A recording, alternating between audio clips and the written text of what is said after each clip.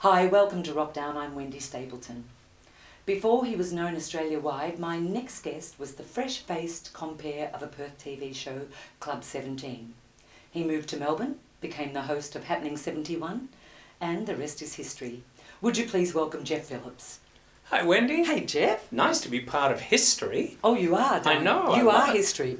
Actually, it's funny you mentioned Club 17 because I was literally 17 when I was on the show, and I was still at school, going to Trinity College. It was the last year of high school, and I was getting deeper and deeper and deeper in the show. What happened is Johnny Young used to host Club 17 in Perth, and he left to come over to Melbourne and take over the Go Show from Ian Turpie as the host.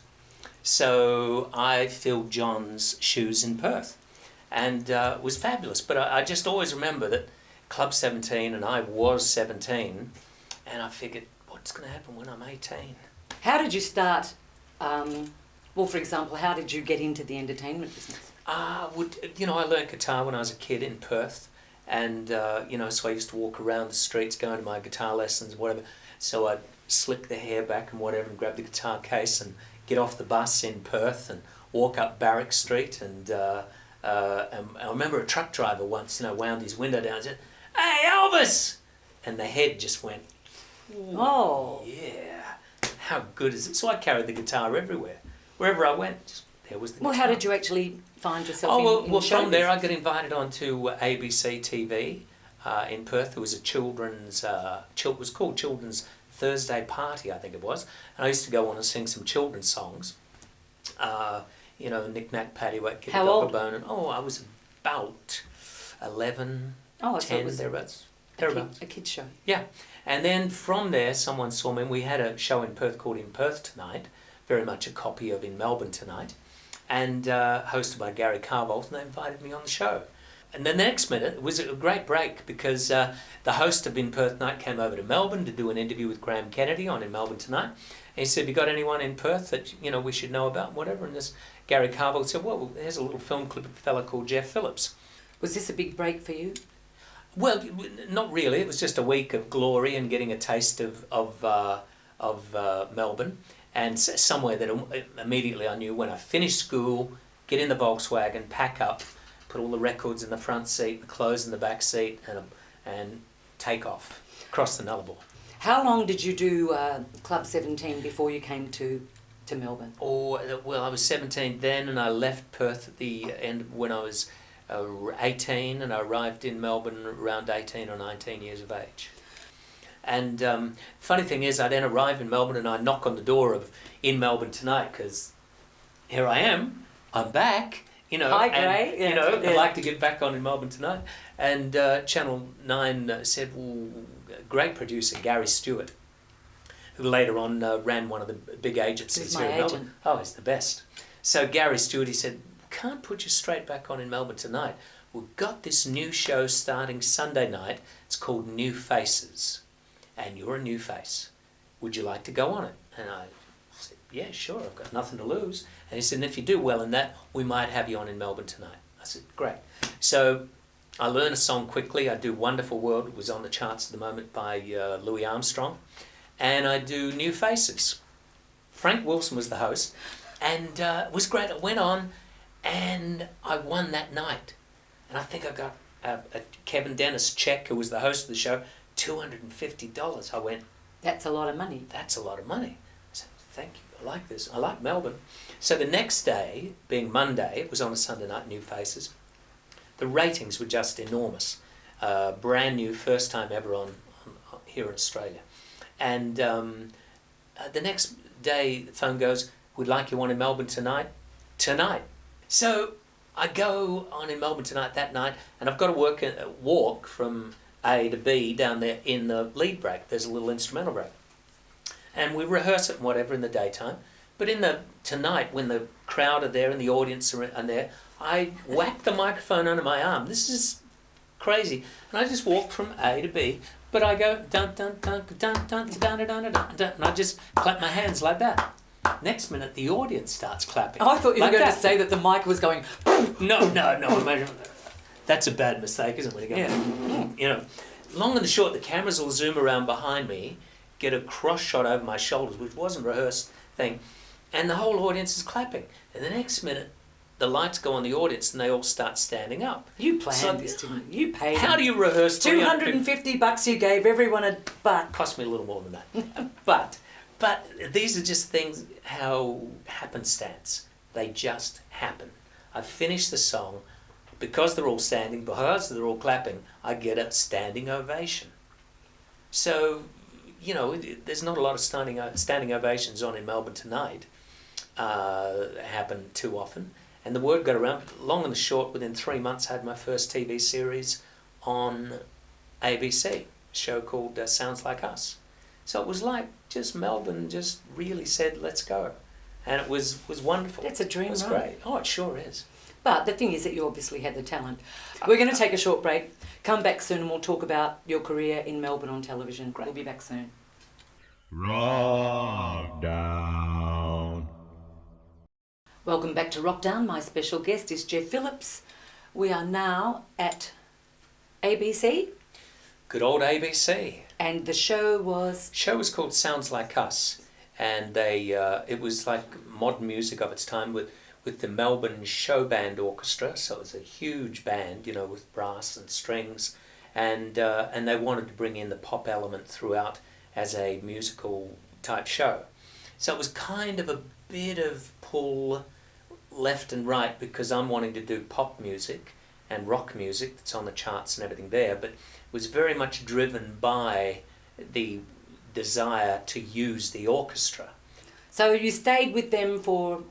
We did 3 series, 3 series with the ABC and a radio series to go along with it. And it was wonderful, I must say. You know, to have your own TV series is, you know, at about 19 years of age, was not a bad. real thrill. So Happening 71... Happening came along after that. The telephone rang. It was a strange situation, because one year I won the Logie Award for Sounds Like Us on the ABC. Next year, I'm sitting at home watching the Logie Awards, and the Logie for Best Teen Show goes to Uptight, and Ross D. Wiley gets up to pick up the award on behalf of the show. And the next very morning, the phone goes, Jeff, if the hosting position on Uptight, which would have a new name, I didn't know what, but if it had a new name, if it became available, would you be available to host it? And I went, but I just saw... Ross no, yeah. Forget about that, you know, there's new direction or whatever it may be. And that obviously went for a couple of years, didn't it? Yeah, I think also to Ross's credit, because he was a great host of Uptight, and I think to his credit, he also had a lot of hit records right about that time. When did it start to become obvious to you that you needed to have some singles and hits? The funniest story that started me songwriting, Johnny Young has written hit records for everybody. Ronnie Burns, Ross D. Wiley, Russell Morris, yeah. On and on and on. It's now my turn.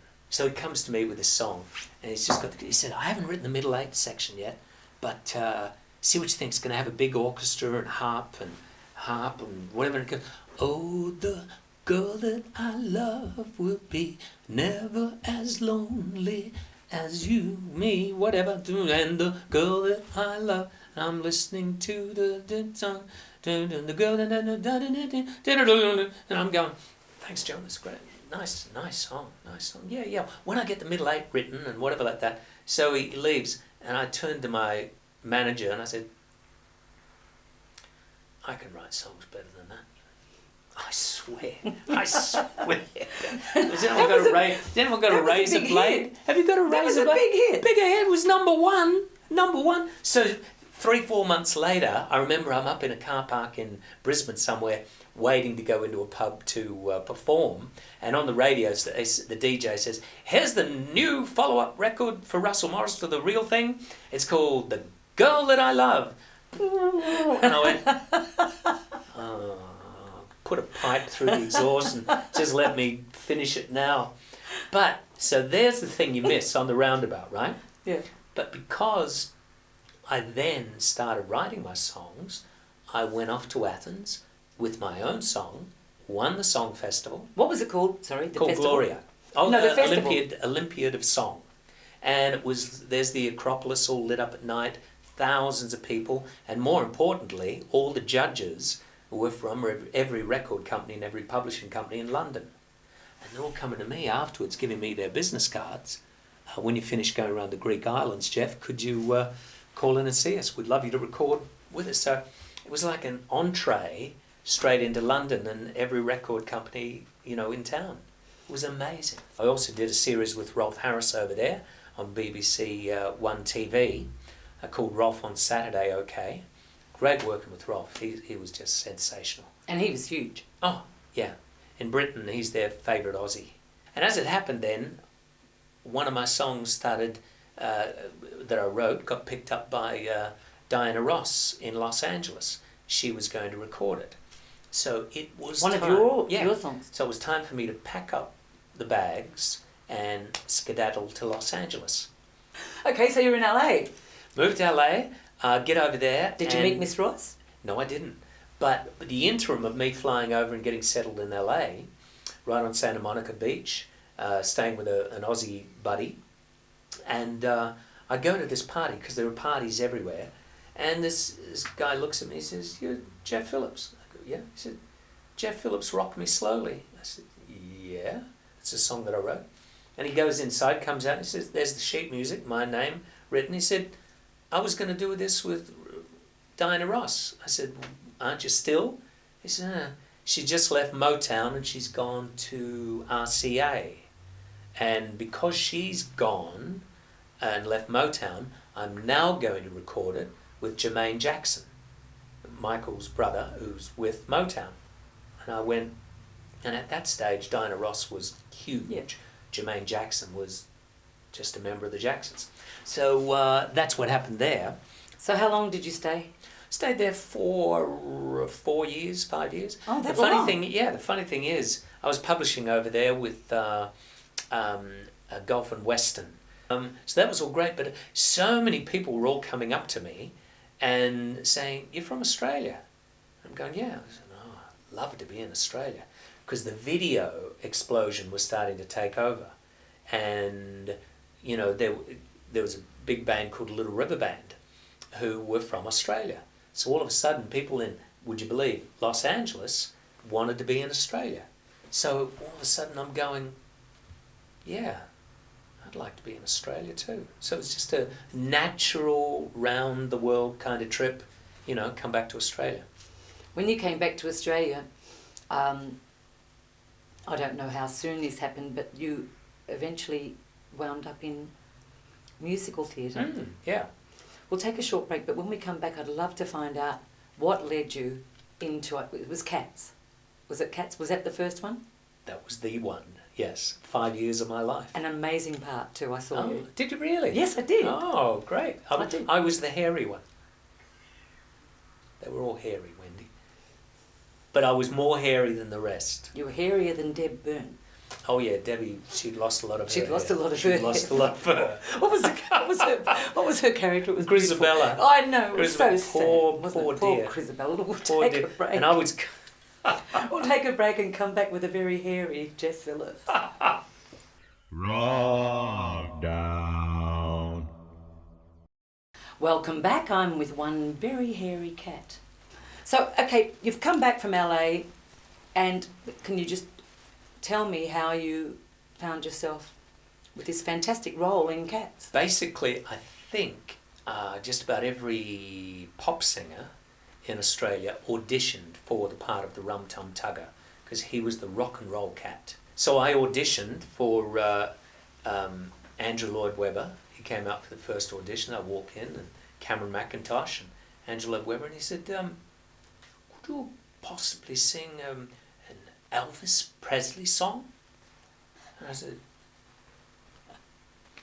Cool, could I? "Well, yeah, I think so. Hit it, did an Elvis song. Very good, thank you. And I went, "My pleasure." Walked out. And I do believe a couple of other pop singers who followed me into the audition were asked to sing a song. Would I know them? I'm not telling. My lips are sealed. But I did the second audition, got through to the final audition, And I have to ask, you would have had to have done a dance audition. well, this is the funny thing. You know, when I got the role, I was the only one in the cast who was a non-dancer. But then when we all got together in Sydney, the whole cast, quickly I realised these people have got real dancing shoes and real leotards and unitards and, gee, a bag to put their stuff in. You know, I just walk in. I'd love to see you in a unitard. Oh, well, let me tell you. Oh, and they've got to wear something inside the unitard. Undies? Yeah. But it's called like a, what's the heck was it called? A sort of strap you thing. betcha. Yeah, and first time I put it on, I didn't wear one. I just went Oh, out. you didn't? And I did. I went on. It was uncomfortable. It goes way up areas things shouldn't go up, Wendy. Yes, I'm telling you now. Imagine if you didn't have it on. I would have loved to have been a fly on the wall. I was taken aside by the dance director and said, Jeff, you're not wearing your jockstrap. jockstrap. And I said, no, it's not hurts. comfortable. It hurts. Well, comfortable or not, Jeff, you've got to wear one. Get used to it. So I went on and put it on and walked out and got used to it. But I bet you moved in a whole different way. I certainly did. Well, I was moving this way. My other part was going the other way. You know, it's certainly the centrifugal force or something where, parts were going different ways. I was, like really in deep Magumba. But it was wonderful. I saw you and you ate the part. Congratulations. It was really, really Thank you. good. Once I got there, I ate it up once I got there, but it was a slower, while these guys were learning their dance steps. Funny thing is, when we got to all the singing parts, the harmonies and all those kind of things, I was like that. And they were all with cassette players and whatever, and learning all their parts and having trouble in that respect. So, it all sort of balanced out at the end.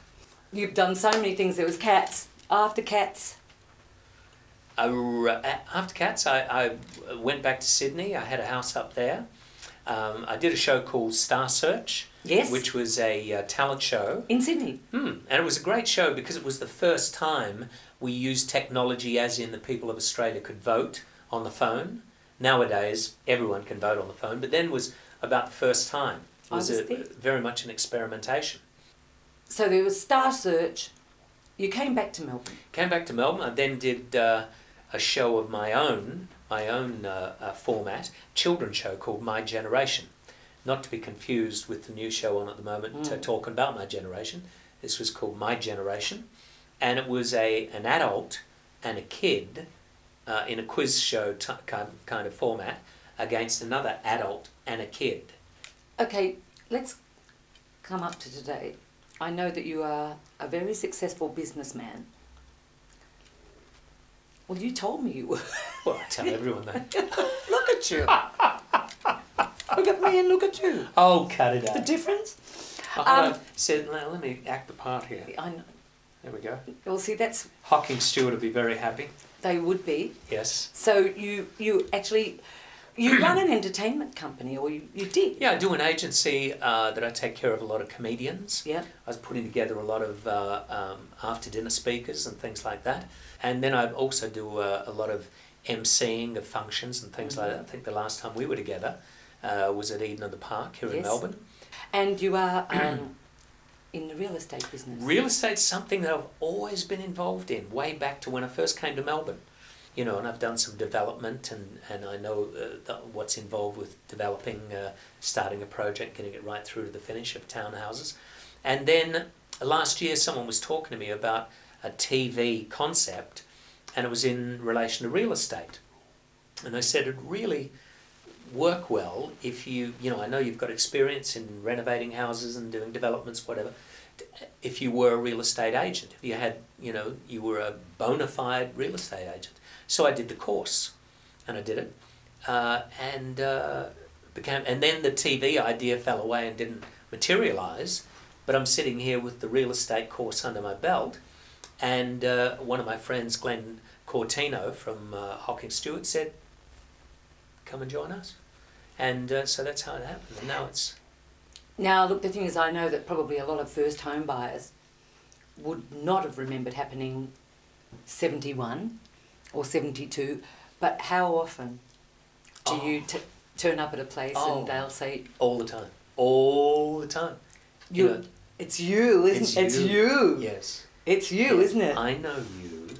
Now, does it work for you? Oh, all I the bet time. it does, Yeah, yeah. sure, all the time. And the thing is that showing someone around the house, I mean, it would help, especially someone like yourself, if when you say just wait downstairs till I tell you to come up, and when you say come up, you leap out of the closet and you've got that uni thing on with your jock strap.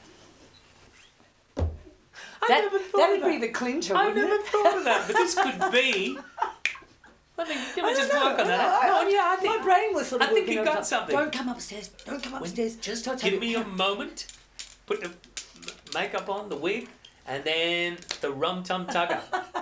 Cha-ding! Say good night, Jeff. Good night, everybody. Good night, everybody. It's been fun.